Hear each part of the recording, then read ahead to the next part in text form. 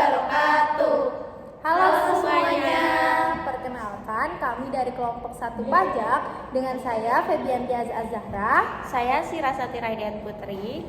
Saya Agnes Lamtio. Saya Putri Adelia. dan saya Salsabila Yusniatin. Jadi di sini kami akan menjelaskan mengenai pengisian SPT 1770S orang pribadi. Disimak baik-baik ya. Selamat menonton. Kini saya akan menjelaskan mengenai pengisian SPT PPH wajib pajak orang pribadi di lampiran kedua. Pertama-tama, kita akan mengisi terlebih dahulu tahun pajak pada saat wajib pajak melaporkan pajaknya. Di pelaporan wajib pajak tertulis bahwa wajib pajak melaporkan pajaknya pada tahun 2023. Maka kita tulis tahun pajaknya tahun 2023. Berikutnya kita akan mengisi NPWP dan kita lihat di datanya kembali, lalu data wajib pajak dilihat dari lembar pemotong pajak, yaitu NPWP-nya 01 000 0008 1230000. Lalu kita isi nama wajib pajaknya, yaitu Syafruddin Malik.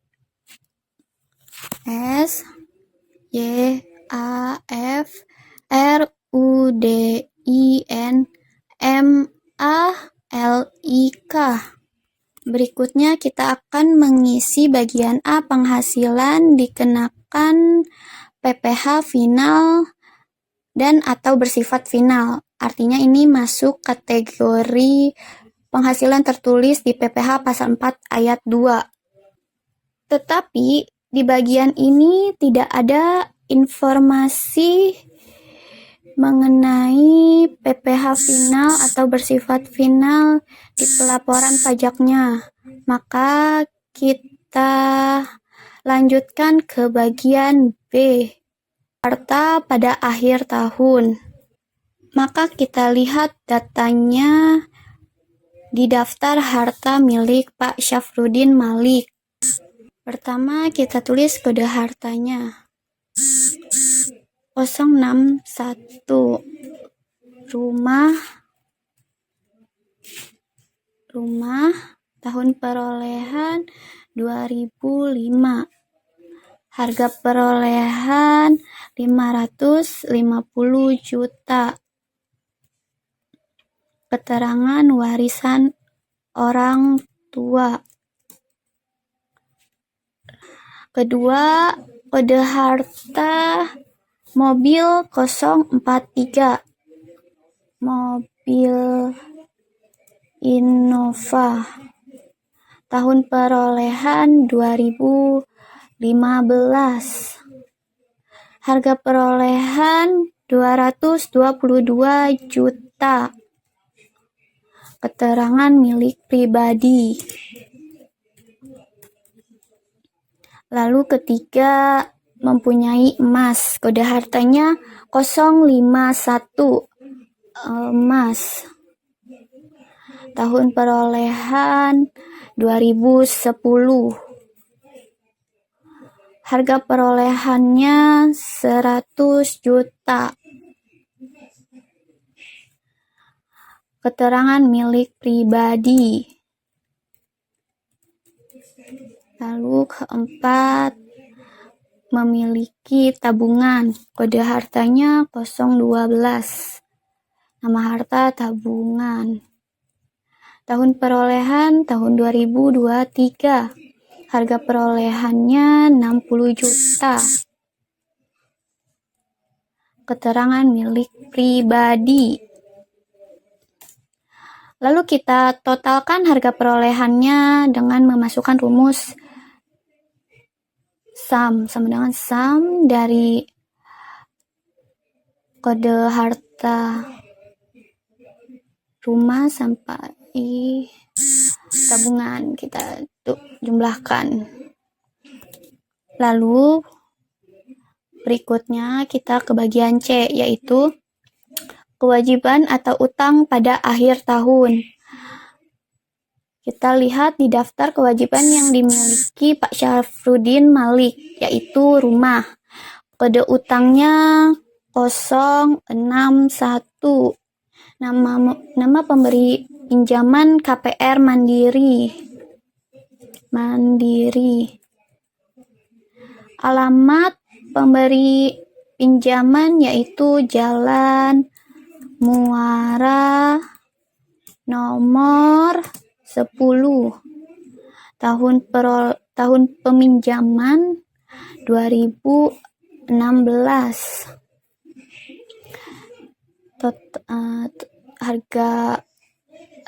Harganya 1.533.000.000.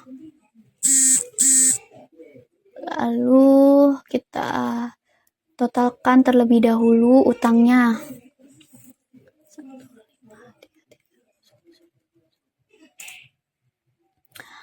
Lalu berikutnya kita ke bagian D, daftar susunan anggota keluarga. Kita lihat di daftar susunan keluarga yang menjadi tanggungan Pak Syafruddin Malik, yaitu pertama Siti Salma.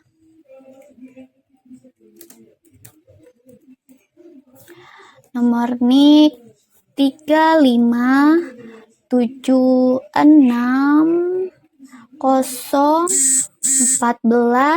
40, 39, 10003. Berikutnya hubungan keluarga sebagai istri. Pekerjaan ibu rumah tangga. Kedua, Silvi Malik. Nomor NIK-nya 35, 56, 38, 59, 0164, 0003. Hubungan keluarga anak. Sebagai anak. Pekerjaan pelajar.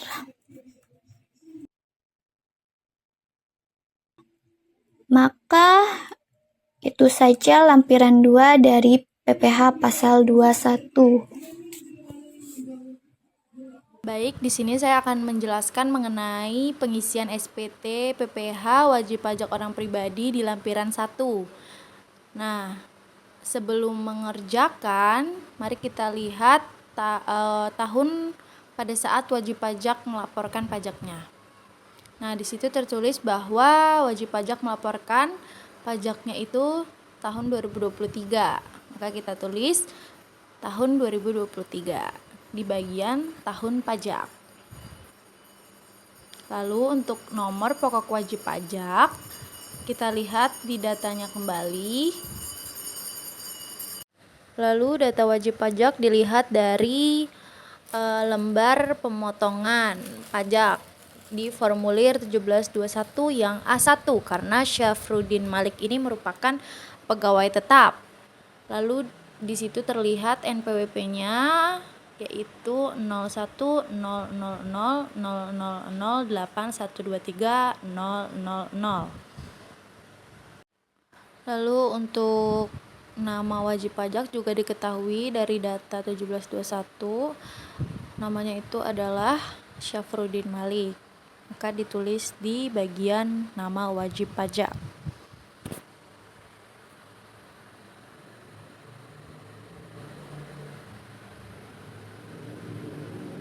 Lalu kita masuk ke bagian A. Di sini ada penghasilan neto dalam negeri lainnya. Maksudnya adalah apabila Syafruddin ini memiliki pekerjaan lain selain pekerjaan tetap, maka dimasukkan di bagian A.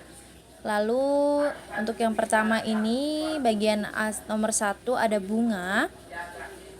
Di sini maksud bunga adalah apabila Syafruddin mempunyai deposito atau tabungan yang memiliki bunga, maka boleh dicantumkan di bagian A nomor 1. Namun di sini Syafruddin tidak memiliki tabungan yang memiliki bunga, maka diisi dengan angka 0. Lalu untuk bagian A nomor 2 di sini tertulis royalti.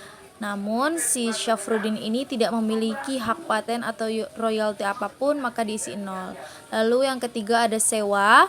Di sini aset Syafruddin tidak disewakan, maka juga diisi 0. Lalu yang keempat, penghargaan dan hadiah. Syafruddin tidak memiliki dan tidak mendapatkan penghargaan dan hadiah, maka diisi 0. Lalu yang kelima, ada keuntungan dari penjualan pengalihan harta. Di sini maksudnya adalah apabila Syafruddin menjual aset yang dimilikinya, maka ditulis di nomor 5. Namun karena Syafruddin tidak menjualnya, maka ditulis 0. Lalu untuk penghasilan lainnya, Syafruddin tidak memiliki, maka diisi 0. Lalu untuk jumlah bagian A dihitung ya, dari bagian A nomor 1 sampai bagian A nomor 6 itu dihitung. Karena Syafruddin tidak memiliki semua, maka jawabannya adalah 0. Lalu jangan lupa untuk dipindahkan bagian A ini ke formulir induk 1770S bagian A nomor 2. Lalu yang kedua di sini ada bagian B, penghasilan yang tidak termasuk objek pajak. Di situ tertulis jelas ya apa saja penghasilan tidak termasuk objek pajak. Yang pertama ada bantuan, sumbangan atau hibah ya. Karena Syafruddin tidak mendapatkan itu semua, maka ditulis 0. Lalu yang nomor 2 ada warisan. Nah, di sini Syafruddin mendapatkannya nih. Kita lihat di daftar harta yang dimiliki Syafruddin. Ini ada rumah senilai 780 miliar, maka ditulis di daftar bagian B nomor 2 warisan. Senilai 780 miliar. Lalu yang ketiga ada bagian laba anggota atau perseroan komanditer. Syafruddin ini tidak membuat ya firma atau apapun itu, maka ditulis 0. Lalu yang keempat ada klaim asuransi. Nah, di sini Syafruddin tidak mengklaim asuransi apapun itu,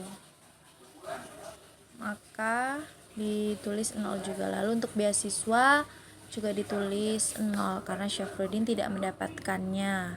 Lalu penghasilan lainnya, karena Syafruddin tidak memiliki pekerjaan lain, maka ditulis 0. Lalu di jumlah bagian B dari nomor 1 sampai nomor 6 yang hasilnya 780 miliar. Maka hasil dari penghasilan Syafruddin yang tidak kena objek pajak 780 miliar. Lalu yang bagian C ada daftar pemotongan atau pemungutan PPh oleh pihak lain. Nah, di sini kita lihat nama pemotong adalah PT CCC. Kita lihat di formulir 1721 yang A1 ya.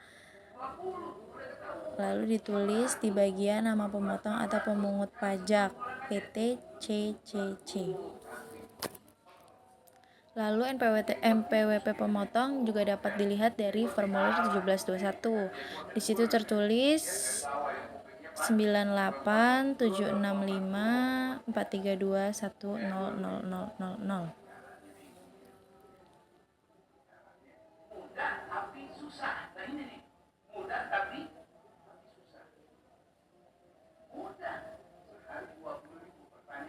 Lalu bukti pemotongan pemungutan itu nomor ada di bagian nih, nomor ini ya. Nomor yang diberikan oleh Dirjen Pajak. Di situ tertulis jelas nomornya 111223000000.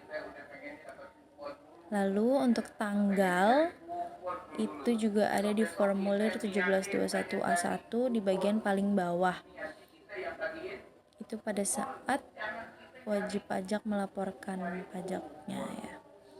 Itu tertulis tanggal 31 bulan 12 tahun 2023. Lalu untuk jenis pajak, di sini kita membahas PPh pasal 21, maka ditulis 21.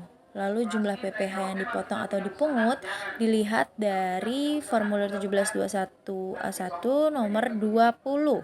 Di situ tertulis PPh pasal 21 yang telah dipotong atau dilunasi 14.600.000.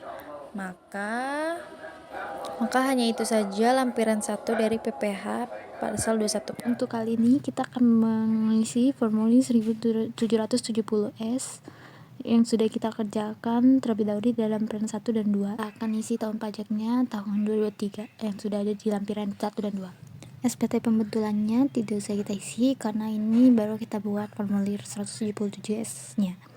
Di sini kita akan mengisi PWP dan sesuai di bukti pemotongan pajak. PWP-nya di situ sudah kelihatan dari A1. Kita isi sesuai dengan kolomnya.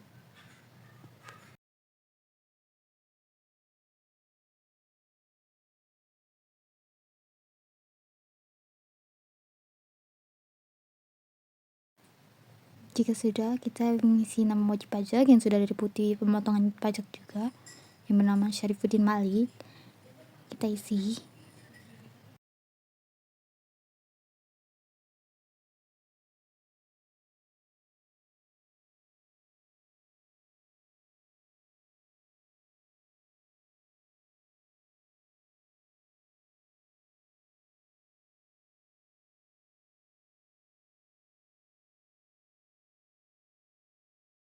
Pekerjaannya di situ kita lihat sebagai karyawan tetap. Jadi kita tulis sesuai dengan pekerjaannya.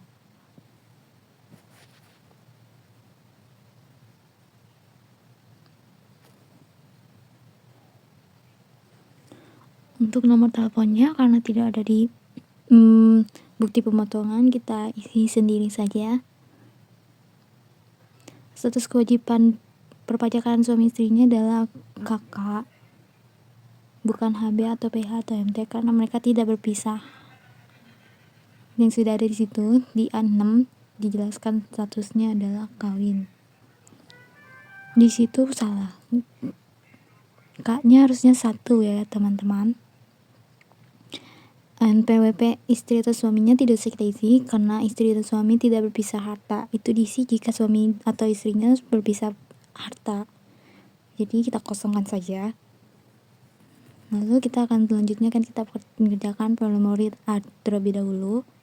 Di situ nomor 1, penghasilan neto dalam negeri sehubungan dengan pekerjaan. Bisa kita lihat di situ sudah diberikan arahan dari formulir 171A1 atau 171A2. Karena kita tidak menggunakan formulir itu, kita melihat dari bukti pemotongan di angka 14.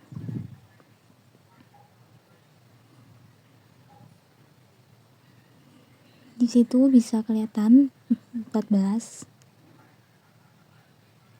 Harganya 216.800.000 ya teman-teman. Jadi kita isi sesuai yang ada di bukti pemotongan.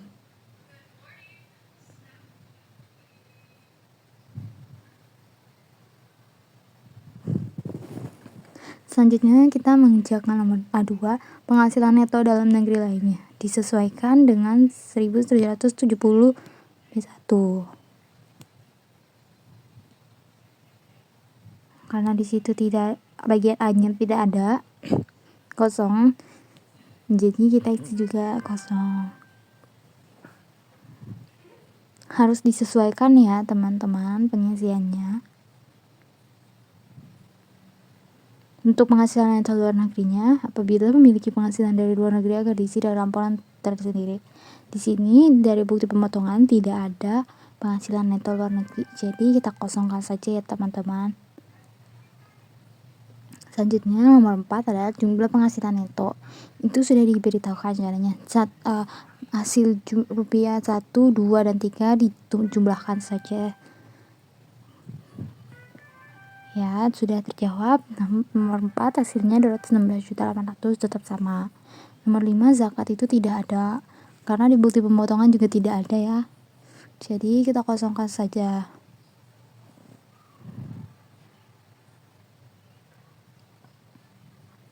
Nomor 6, jumlah penghasilan netonya setelah pengurangan zakat.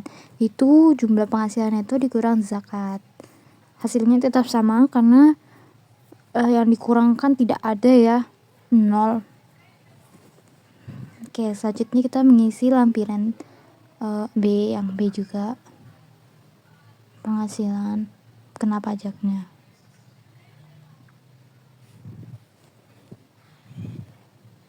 Nomor 15 ya teman-teman, penghasilan tidak kena pajaknya kita isi untuk yang 7 PTKP nya kenanya 63 juta ya. Itu kita isi dengan K kawin, karena kalau K garing I itu kawin tapi digabung dengan istrinya, dengan penghasilan istri. Penghasilan kena pajaknya itu jumlah penghasilan neto dikurang penghasilan tidak kena pajak. Jadi 216.800.000 dikurang dengan 63 juta itu. Hasilnya akan jadi 153.800.000 ya. Yang C, PPh terutang. Nomor 9, kita isi PPh terutang menggunakan pasal 17 UU PH angka 8. Di situ kita bisa lihat cara pengisian nomor 9 itu bagaimana. Nah, di situ sudah dijelaskan 0 sampai 50 juta itu 5%. Jadi kita menggunakan 5% lebih dahulu dikali 5 juta dari hasil penghasilan kena pajak tersebut ya teman-teman. Selanjutnya itu ditambah dengan sisanya 153.800.000, itu dikurang 50 itu kan hasilnya 103.800 ya, kita kenakan dikali 15%.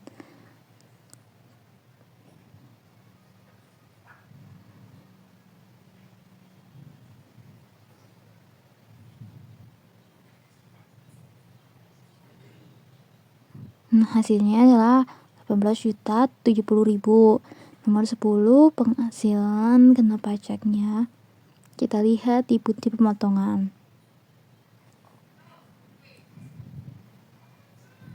Karena di putih pemotongan tidak ada, jadi kita kasih 0. Jumlah PPh terutang itu 9 ditambah 10. Hasil 9 tambah 10. Karena 10-nya tidak ada, jadi hasilnya tetap sama ya. 12 PPh yang dipotong. Kita bisa lihat dari formulir 1770 bagian S1 jumlah bagian C kolom. Kita lihat dari lampiran satunya bagian C. Ya, bisa kita lihat. Maaf lama. Lampiran 1 kita buka bagian C-nya. Kita lihat bagian C-nya jumlahnya ada berapa. Nah, di situ sudah kelihatan jumlahnya. Jadi tinggal kita masukkan saja angkanya. 14.600.000. Nomor D yang 13, PPh yang harus bayar atau PPh yang lebih dipotong atau dipungut. Itu kita lihat terlebih dahulu. Hasilnya jumlah PPh terutang dikurang dengan PPh yang dipotong. Ya, kita lihat terlebih dahulu hasilnya. Jika hasilnya tidak minus, di situ tidak minus. Jadi kita isi PPh yang harus dibayar sendiri. Jika itu minus, kita mengisinya PPh yang lebih dipotong atau dipungut ya. Selanjutnya ya seperti itu. 34.070 itu karena tidak minus, jadi PPh yang harus dibayar sendiri. 14 PPh yang harus dibayar sendiri karena kita menggunakan PPh pasal 21, jadi tidak usah kita isi ya. Nomor 15, jumlah kredit pajak 14A ditambah 14B. Karena hasilnya 0, tetap 0 ya teman-teman. Hasilnya tetap 0.